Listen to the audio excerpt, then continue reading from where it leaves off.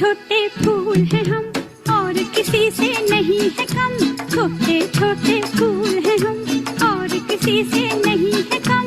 छोटे छोटे फूल हैं हम और किसी से नहीं है कम। महकाए हर घर को हम, दूर करें दुनिया के गम। छोटे छोटे फूल हैं हम और किसी से नहीं है कम। छोटे छोटे फूल हैं हम।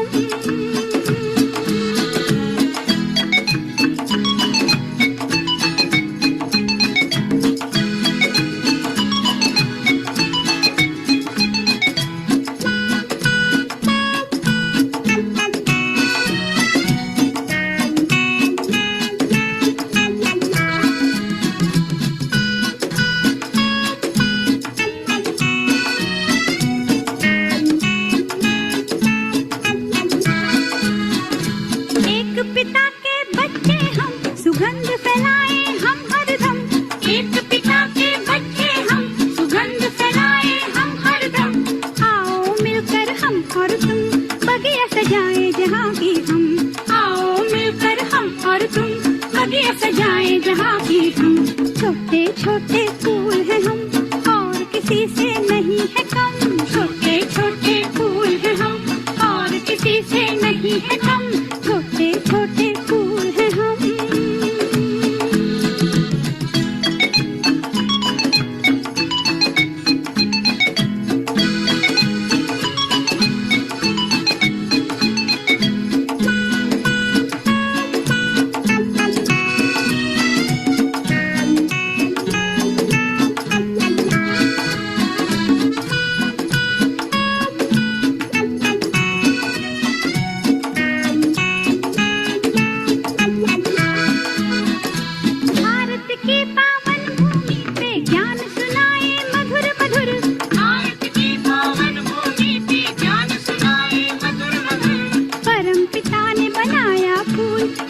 कभी ना करना भूल, पिता ने बनाया फूल, कहाँ कभी ना करना भूल। छोटे छोटे फूल हैं हम और किसी से नहीं है कम।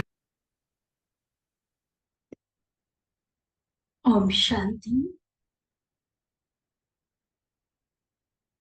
ब्राह्मण परिवार के इस रूहानी बगीचे के बागवान स्वयं चैतन्य शिव बाबा हम सभी बच्चों को चैतन्य फूलों के रूप में देखते हैं। विकारों के वश होकर जब हम एक दूसरे को दुख देने का कारण बन रहे थे, तो जैसे कि हम कांटे थे, लेकिन बाबा ने आकर आत्मज्ञान दिया, अपने प्यार भरी वरदानों की पालना दी और दिव्य गुणों से सजाकर हम सबको सुख देने वाले सुखदाता अर्थात फूल बना दिया। मीठे स्वभाव, मीठी वाणी, मीठे व्यक्तित्व वाला बना दिया। और ऐसे चैतन्य फूलों में, जैसे कोई भी फूल होता है तो किसी में होता है सिर्फ रंग बहुत अच्छा है, लेकिन खास कोई खुशबू और रूप नहीं होता। कोई होता है जिसमें खुशबू बहुत अच्छी है लेकिन रंग नहीं होता। और एक गुलाब का फूल ऐसा होता है जिसमें रंग भी है, सुंदर सा रूप भी है और खुशबू भी है, इसलिए गुलाब फूलों का राजा कहलाता है। यहाँ इस चैतन्य बगीचे में भी बाबा के बच्चों में नंबरवार है और इसीलिए वैरायटी तरह के फूल है, हम यह कह सकते हैं। लेकिन अगर फूलों में भी नंबर 1 हमें बनना है तो हमारे अंदर भी रूहानी रंग, रूहानी रूप और रूहानी खुशबू, ये तीनों होना जरूरी है। ये कोई बाहरी रंग रूप की बात नहीं है, हम सभी समझते हैं इसमें आध्यात्मिक भाव छिपा हुआ होता है। तो रंग का आधार क्या है, रूप का आधार क्या है और खुशबू कैसे हमें अपने आप में भरनी है। बड़े रमणीक तरीके से बाबा ने आज हम सबको फूलों के साथ तुलना करते हुए, भेंट करते हुए ये स्पष्ट किया है। तो अपने बागवान, अपने मालिक को सामने देखते हुए रंग रूप खुशबू का जो आधार बाबा आज बताने जा रहे हैं, उसे भी हम स्वयं में धारण करते जाएंगे। चेकिंग भी होगी, कौन सी चीज, कौन सा गुण कम है हमारे अंदर, और उसको हम बाबा से लेते भी जाएंगे। 12 मार्च 1982 के बाबा के महावाक्य मुरली का सार है, चैतन्य पुष्पों में रंग रूप खुशबू का आधार। चैतन्य पुष्पों में रंग रूप खुशबू का आधार। तो स्वयं बागवान शिव बाबा अपने चैतन्य फूलों के प्रति बोले, आज बागवान बाप अपने चैतन्य बगीचे में वैरायटी प्रकार के फूलों को देख रहे हैं। ऐसा रूहानी बगीचा बाप दादा को भी कल्प में एक बार मिलता है। भले सतयुग को भी फूलों का बगीचा कहा जाता है, हम सभी वहां भी गुणवान रूपवान होते हैं, लेकिन वहां तो बाबा नहीं आते ना हमसे मिलने के लिए। तो ये चैतन्य फूलों का बगीचा, वास्तव में उस बगीचे में बाबा का आना, इस महफिल में बाबा का आना सिर्फ संगम पर होता है, कल्प में सिर्फ एक बार। ऐसा रूहानी बगीचा, रूहानी खुशबूदार फूलों की रौनक और किसी भी समय मिल नहीं सकती। चाहे कितना भी नामी ग्रामी बगीचा, जैसे भारत में जैसे मुगल गार्डन है जिसको अब अमृत उद्यान कहते हैं, या अन्य कई ऐसे रोज गार्डन है, देश विदेश में भी खास ऐसे स्पेशल बगीचे होते हैं। लाखों टूरिस्ट उसको देखने के लिए पहुंचते हैं जब वो सीजन होता है। तो बाबा कहते कितना भी ऐसा नामी ग्रामी बगीचा, लेकिन बाबा के इस रूहानी चैतन्य बगीचे के आगे वो फीके है, फेल है वो। इस बगीचे के आगे वो बगीचे क्या अनुभव होंगे, जैसे ये हीरे तुल्य और वो कौड़ी तुल्य। कितनी महानता का एहसास बाबा करा रहे हैं हमें। देखो, बाबा को भी अपने बच्चों पर कितना नाज है कि मेरे बच्चे इतने महान कि उनके आगे सारी दुनिया जैसे कौड़ी तुल्य। ऐसे चैतन्य ईश्वरीय बगीचे का मैं रूहानी पुष्प हूं, ऐसा नशा रहता है। क्या नशा रहे, विशेष नोट करेंगे आज की मुरली से स्वमान। इस चैतन्य ईश्वरीय बगीचे का मैं रूहानी पुष्प हूं, रूहानी फूल हूं मैं। जैसे बाप दादा हर एक फूल के रंग रूप और खुशबू तीनों को देखते हैं, ऐसे अपने रंग रूप खुशबू को जानते हो। देखो, रंग का आधार, कैसे रंग चढ़ेगा, रंग का आधार है ज्ञान की सब्जेक्ट। जितना जितना ज्ञान स्वरूप होंगे उतना रंग आकर्षण करने वाला होगा। जैसे स्थूल फूलों के रंग देखते हो, भिन्न भिन्न रंग देखते हुए कोई कोई रंग विशेष दूर से ही आकर्षित करता है। एकदम दूर बैठे भी उस कलर की आकर्षण होगी, भाई कितना प्यारा कलर कहेंगे, देखो मन एकदम मोह लेता है वो कलर। तो रंग आकर्षित कर लेता है, देखते ही मुख से यह महिमा जरूर निकलेगी कि वाह कितना सुंदर फूल है, और सदा दिल होगी कि देखते रहे देखते रहे। तो ऐसे ही ज्ञान के रंग में रंगे हुए फूल कितने सुंदर लगेंगे। तो रंग का आधार हुआ ज्ञान। ज्ञान की जितनी गहराई में हम उतरते जाएंगे, हमारे जीवन में जितना ज्ञान उतरता जाएगा उतना ये रंग चढ़ता जाएगा।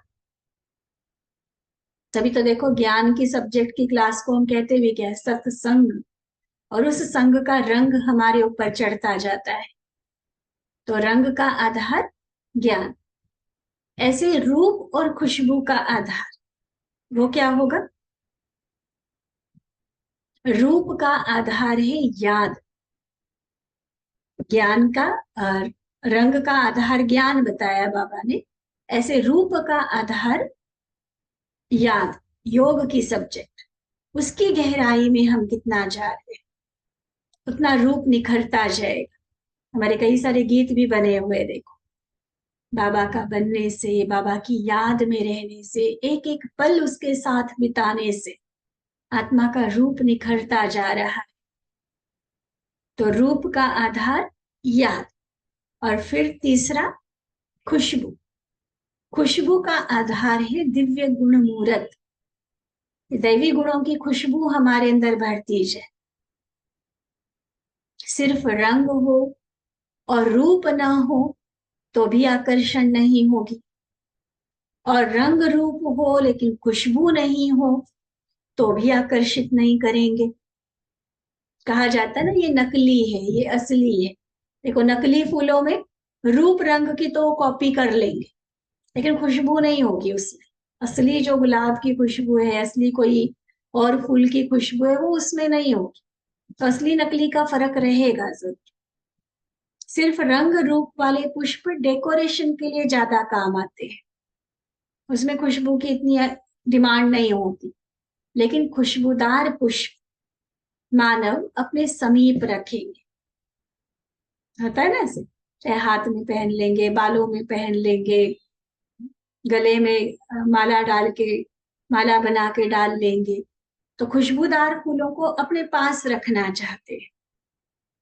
खुशबूदार पुष्प सदा ही स्वतः ही सेवा का स्वरूप है। दिव्य गुण जिसके अंदर होते हैं ना, उसको कहना नहीं पड़ता कि मैं विशेष हूँ, मेरे अंदर ये क्वालिटी है। अपने आप जो सेवा में वो दिव्य गुणों को लगाते जाएंगे, हमारे जीवन से, हमारी चलन से, दैवी गुण युक्त व्यवहार से ऑटोमेटिक सेवा होती जाए। तो अपने से पूछो, ज्ञान, याद और दिव्य गुण, रंग, रूप और खुशबू, तीनों के लिए अपने आप से पूछो कि मैं कौन सा पुष्प हूं? सिर्फ रंग वाला हूं, सिर्फ रंग रूप वाला हूं, या रंग रूप खुशबू तीनों के साथ हूं? पूछो अपने आप से। देखेंगे हम तीनों सब्जेक्ट के आधार पर। सेवा तो बाबा ने कहा अपने आप को की, कहाँ भी है, लेकिन स्वतः सेवा होती रहती है। अर्थात रूहानी वायुमंडल बनाने के निमित्त बने हुए हैं। नजदीक आने से, अर्थात संपर्क में आने से खुशबू पहुंचती है, वह दूर से ही खुशबू फैलाते।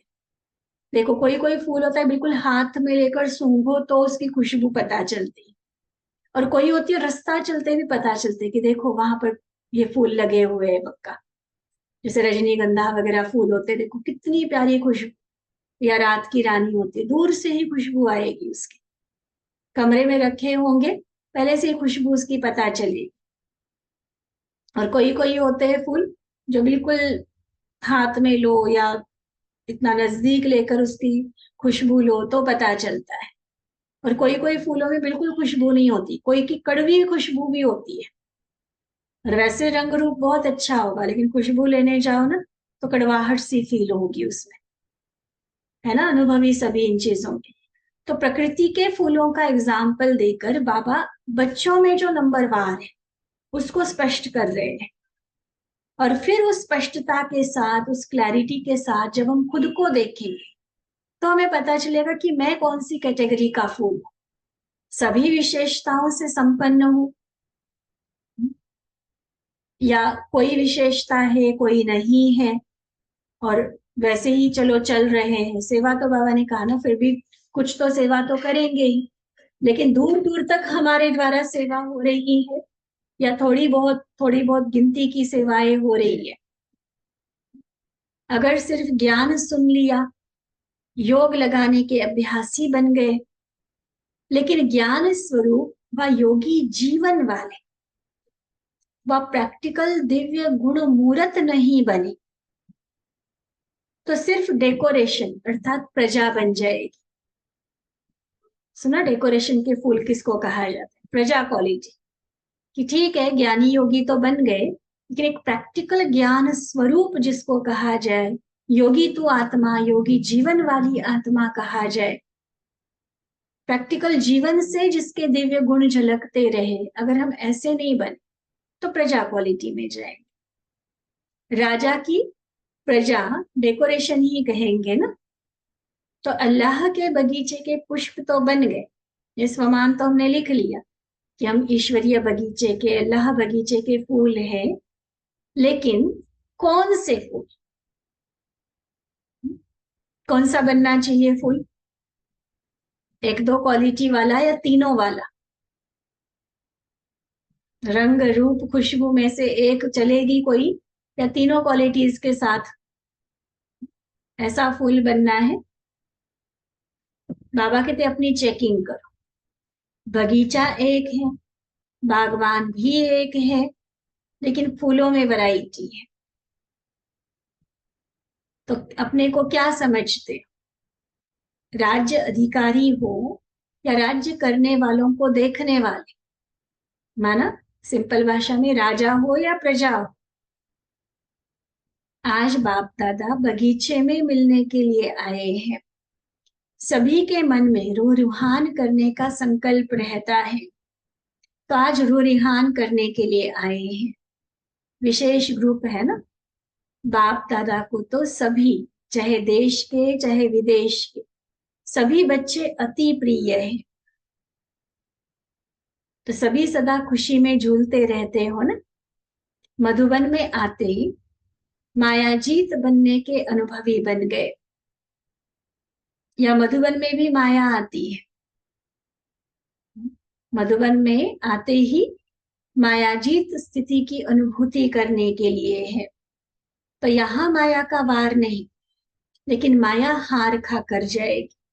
वायुमंडल मधुबन का ऐसा बना हुआ है, जो माया आने की तो बात ही नहीं, और ही हम मायाजीत बन जाएंगे। माया हार खा के चली जाएगी, विदाई ले लेगी। क्योंकि मधुबन में विशेष अपनी कमाई जमा करने के लिए आते हो। ठीक है, तो इसलिए याद और सेवा, डबल कमाई का लॉक लगा देना चाहिए। फिर बाबा पूछ रहे हैं, बाबा के सामने जो भी बच्चे हैं, बाबा पूछते कि मधुबन में आकर विशेष अपने में कौन सी विशेषताएं धारण की? मधुबन आए तो ऐसे ही बस घूम फिर के वापिस आ गए, खाली हाथ गए खाली हाथ आए, ऐसा तो नहीं होता है ना। जाते ही किस लिए? बादल भरने जाते हैं, ज्ञान से, परमात्मा मिलन से, खुशी से, वरदानों से झोली भरने जाते हैं।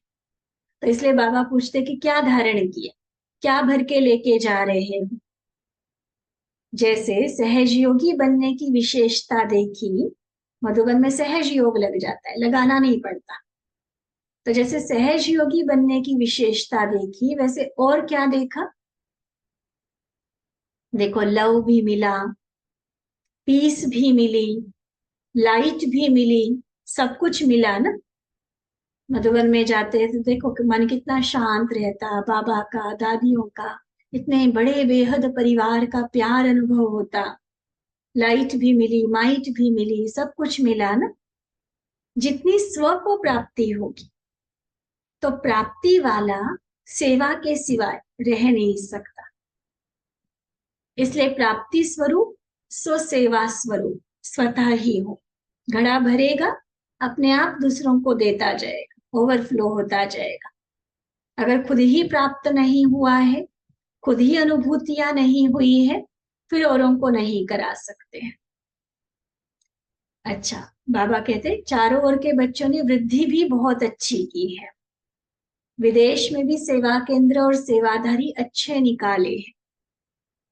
बाप दादा भी बच्चों की हिम्मत, उमंग, उत्साह को देख हर्षित होते हैं। चाहे देश में चाहे विदेश में, सेवा का उमंग उत्साह बच्चों में देख बाबा खुश हो रहे हैं। अच्छा, जो सेवा केंद्र में रहते हैं, वह सेवा में उपस्थित है, देश चाहे विदेश में, सब अमृत वेला शक्तिशाली रखते हो। किसी भी तरह की सेवाओं में हम इन्वॉल्व है, बाबा की तरफ से सेवा के निमित्त है, तो ऐसे बच्चों को खास बाबा अमृत वेले पर अटेंशन दिला रहे हैं। क्या शक्तिशाली अमृत वेले का अटेंशन है?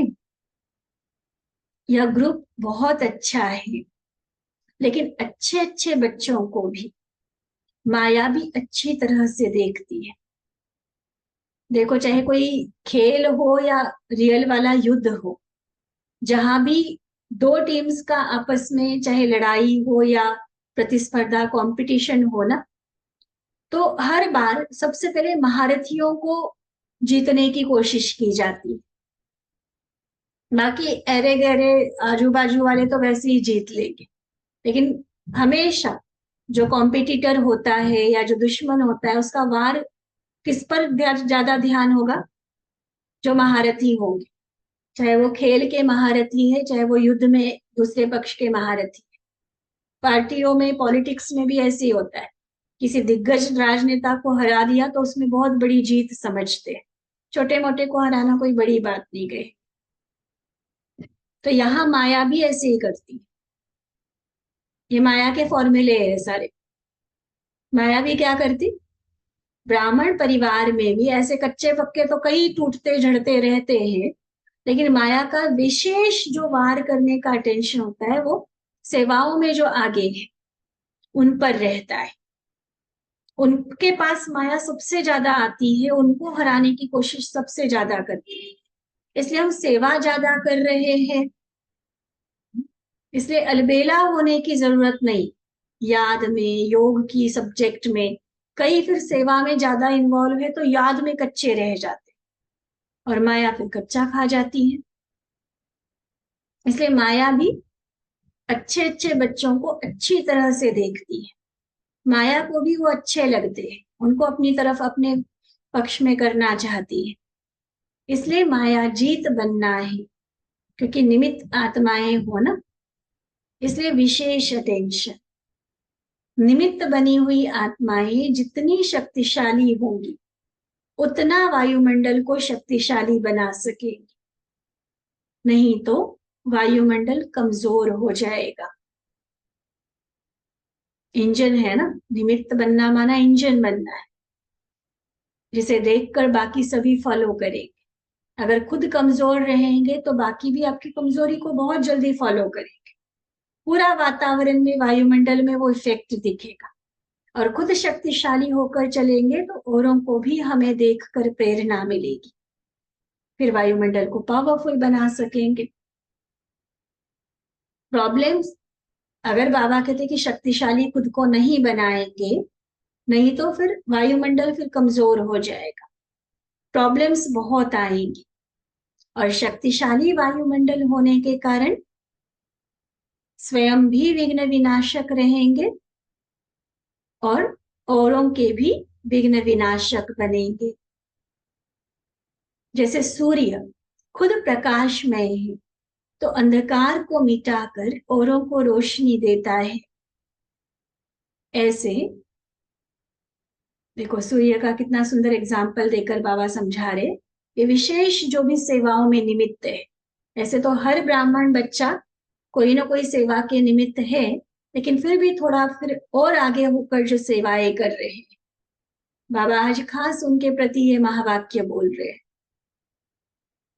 कि जैसे सूर्य अंधकार को मिटाकर रोशनी देता है, पिछड़ा भस्म करता है, ऐसे जो निमित्त बनी हुई आत्माएं हैं, वे शक्ति स्वरूप, विघ्न विनाशक, ऐसी स्थिति में स्थित रहने का अटेंशन रखो।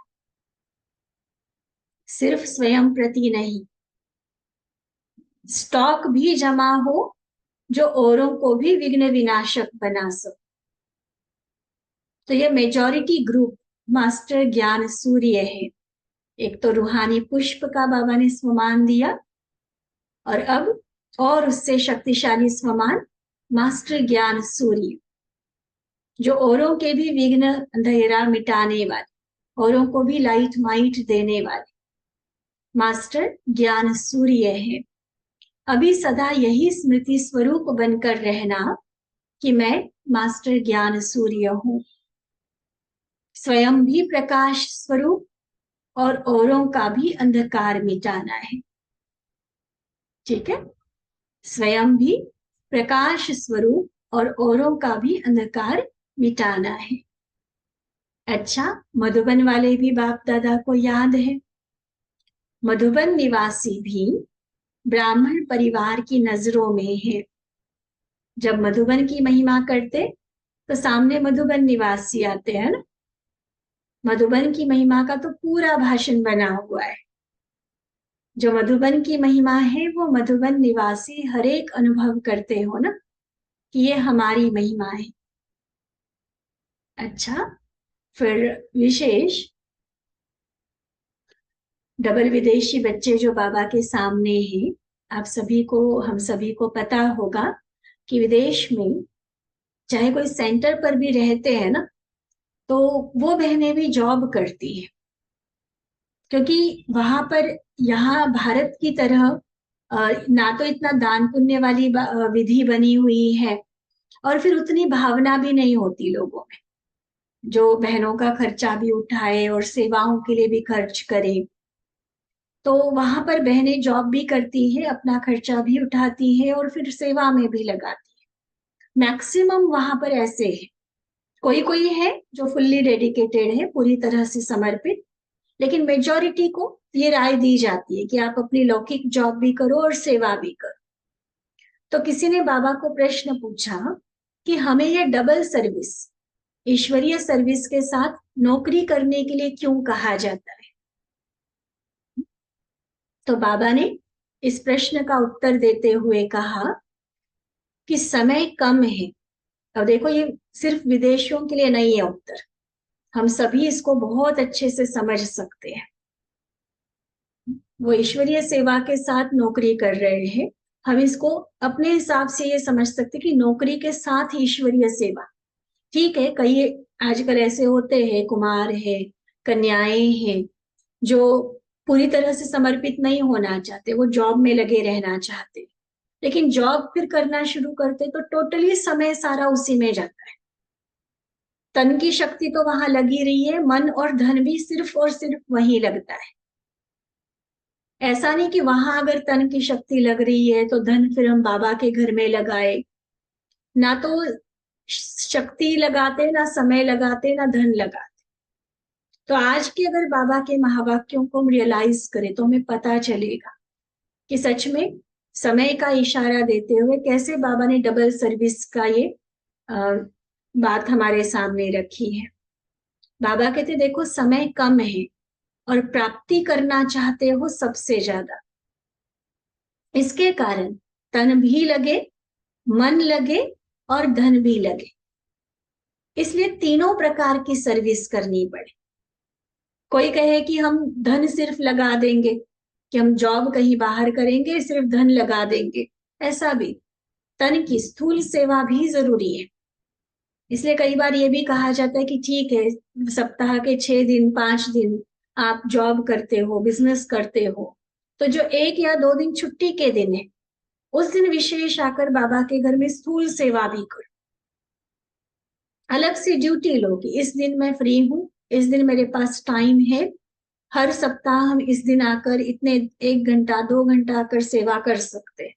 बहनें आपके लिए सेवा रखेंगी, तब तो तन भी सफल होगा ना। तो तीनों सेवाएं बाबा के, तन भी, मन भी और धन भी, तो तीनों प्रकार की सर्विस करनी पड़े। थोड़े समय में आपका तीनों प्रकार का लाभ जमा होता जाएगा, क्योंकि धन की भी मार्क्स है। धन भी सेवा में लगाना, आज इतने बड़े बड़े ईश्वरीय सेवाओं के प्रोजेक्ट्स बनते हैं, कितनी बड़ी बड़ी लेवल की सेवाएं होती है, इवन जो रूटीन सेवाएं भी चलती है, खर्चा तो हर चीज मांगती है। तो उसमें अगर हम अपना धन सफल करते जाए तो उसकी भी तो मार्क्स है। वह मार्क्स जमा होने के कारण नंबर आगे ले लेते हो।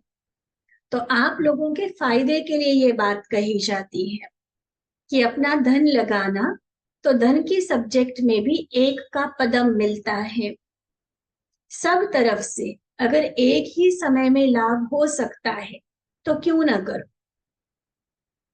और वहां देखो इतना डिसिप्लिन सिस्टम होता है ज्यादातर विदेशों में, कि ऐसे नहीं कि कोई भी आए उठ गए और आ गए सेंटर पर, ऐसा नहीं होता है। यहाँ तो सारा दिन हमें भारत में अवेलेबल रहना होता है। कभी भी क्लास के अलावा भी कभी भी कोई आ सकते हैं, तो उनको अटेंड करना, फिर अटेंड करने के साथ जो भारत का सिस्टम है, चाय पानी टोली खातिरी करना, तो इन चीजों में फुल्ली डेडिकेटेड बहने चाहिए होती। विदेश का सिस्टम क्या है, कोई आएगा तो फोन किए बिना नहीं आएगा। अगर सेंटर के जो ओपन के टाइमिंग्स जो दिए हुए, बस उसी टाइम जाएगा जो भी जाएगा, उसके अलावा नहीं जाएगा। इसलिए अगर कोई बहनें जॉब भी कर रही है तो वहां कोई सेवाओं में कोई दिक्कत आने की बात नहीं रहती। और प्लस जो बाबा ने कहा कि उनके अपने पुरुषार्थ में धन की सेवा के मार्क्स ऐड हो जाते हैं। बाकी जब निमित्त बनी हुई आत्माएं देखेंगी कि समय ही नहीं है, इसे फुर्सत ही नहीं है, सेवाओं में क्वालिटी बहुत अच्छी देखेंगे, अपने खाने का भी जैसे इसको समय नहीं मिल रहा है, ये इतना बिजी हो गए हैं, तो ऑटोमेटिकली उससे फ्री कर देंगे। फिर आपको कहेंगे कि कोई बात नहीं, अब आप लौकिक जॉब नहीं करो तो भी चलेगा, आप फुल्ली बाबा की सेवा में लग जाओ। लेकिन जब तक इतने बिजी हो जाओ तब तक यह जरूरी है, ये व्यर्थ नहीं जाता है, इसकी भी मार्क्स जमा हो रही है। बिजी हो जाएंगे तो ड्रामा ही आपको वह नौकरी करने नहीं देगा, कोई न कोई कारण ऐसा बनेगा जो चाहो भी लेकिन कर नहीं सकेगा। इसलिए जैसे अभी चल रहे हो उसमें ही कल्याण है। ऐसे नहीं समझो कि हम सरेंडर नहीं है, सरेंडर हो, डायरेक्शन के प्रमाण कर रहे हैं। ये बाबा ने मन मर्जी की जॉब करने वालों को नहीं कहा है, ये किसके लिए कहा है, जिनको खुद दीदियों ने बाबा के द्वारा, मतलब बाबा ने जिनको खुद ये डायरेक्शन दिया है, बाबा से जिनको डायरेक्शन मिला हुआ है कि अभी आपको दोनों करना है, उनके लिए। और बाकी जिनको फिर कहना होगा वो बाबा दीदियों के द्वारा स्वतः कहलवाएगा कि अब आप टोटली समर्पित होकर सेवाएं करो। ड्रामा ही ऐसा बन जाएगा, खेल ऐसा रचेगा ड्रामा, जो ऑटोमेटिकली ईश्वरीय सेवाओं में बिजी होते जाएंगे और उस सेवा की जरूरत लौकिक सर्विस की जॉब की नहीं पड़ेगी। इसलिए अगर डायरेक्शन प्रमाण कर रहे हो तो सरेंडर हो, अगर अपने मन से करते हो, अपने मन की ख्वाहिशें पूरी करनी है, अपने अपने शौक पूरे करने हैं, अपने मन से करते हो तो सरेंडर नहीं। बाबा बहुत क्लियर हर बात को समझाते हैं। इसमें अगर अपनी मत चलाते हो कि नहीं मैं तो नहीं करूंगी और ही मनमत है, इसलिए स्वयं को सदा हल्का रखो। जो निमित्त बनी हुई आत्माएं हैं वह अगर कहती हैं तो समझो कि इसी में हमारा कल्याण है, इसमें आप निश्चिंत रहो। जिम्मेवारी फिर बाबा लेगा। निमित्त के द्वारा भी कहलाने वाला कौन है, बाबा कहलवाता है, तो जिम्मेवार मेरा बाबा बनेगा। कईयों को समर्पण होने में ये संकल्प आता है कि कल को हम बीमार होंगे, कुछ हो जाएगा तो हमें कौन संभालेगा। मम्मी पापा है तो संभाल तो रहे हैं ना, अपनी बहन है, अपना भाई है, उनके सहारे हम चल तो सकते हैं, वहां आश्रम में कौन संभालेगा।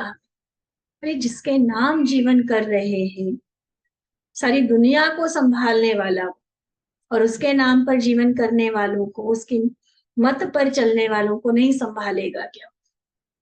जरूर संभालेगा। पूरी जीवन उसके हवाले कर दी, अब वो संभालेगा जरूर। और ही लौकिक में जितना संभाल सकता है ना कोई, उससे कई गुना बेहतर संभाल लेगा, और संभालता है। आज दादियों को, बड़ी बड़ी दीदियों को हम देखते हैं, लौकिक का तो कोई सपोर्ट लेकर नहीं चल रहे, वो जब हो गए समर्पण तो हो गए, और फिर जिसके समर्पण हो गए वो अपने आप उनको संभालने के लिए हैंड्स दे रहा है। लौकिक बहू बच्चे भी इतनी सेवाएं नहीं करेंगे जितनी आज उनकी छोटी बहनें सेवाएं कर रही। क्यों कर रही है? बाबा करवा रहा है। और इतना प्यार से, इतनी साफ साफ सफाई से, स्वच्छता से, हर तरह से केयर होती है।